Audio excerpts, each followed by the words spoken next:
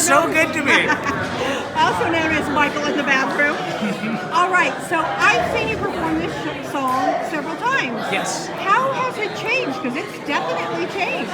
I think I've performed it so many times out of the context of the show, specifically at venues like 54 Below, where you're like, I'm in a blazer, I'm on a stage, there's a mic stand in front of me, and so there are certainly limitations, and it's just a different experience. And so within the context of this show, and this is what I'm so thrilled about, is that I was really worried that people were going to be like, ugh, about Michael in the bathroom, because it's kind of like everywhere on the internet, and but it is a completely different story when you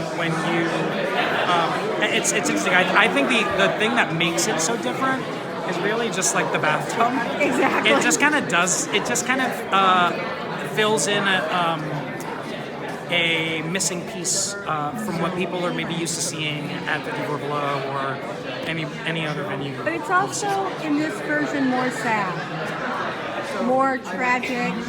You almost wonder if he's going to end up sliced and diced in the tub.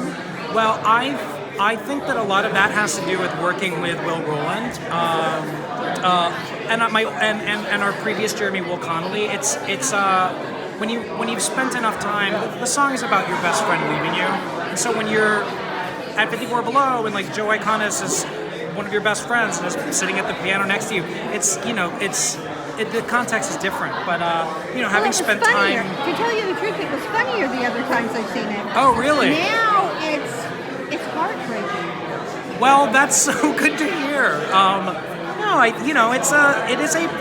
It is a panic attack on stage, and this guy is feeling very claustrophobic, and so kind of creating the setting, creating the setting kind of helps to fill in all the blanks, and it is rather than painting with broad strokes.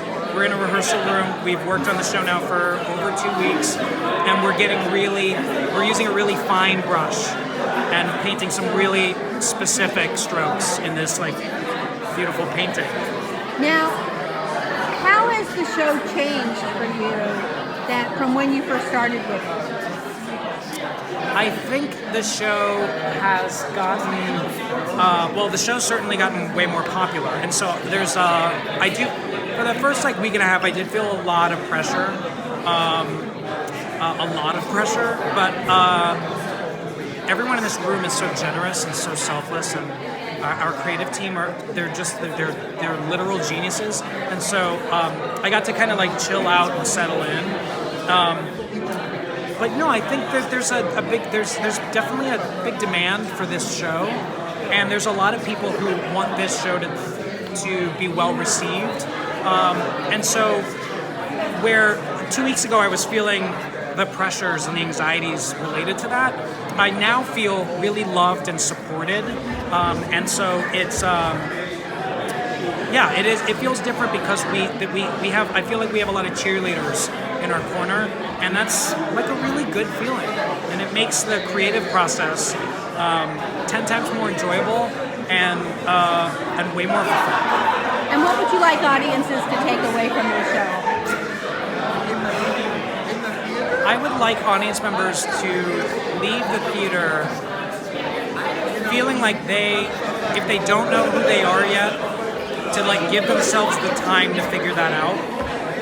And then once they do, to hold their head up high and be unapologetically themselves. Down with the haters, and just be you and be proud of who you are. And be proud of how weird or odd you might be, because someone's weird and odd is another person's obsession, right? So I feel like the takeaway here is you don't need to change who you are to fit someone else's idea of what you should be, to fulfill someone else's expectations. Be who you have become and who you will continue to grow into. That's it.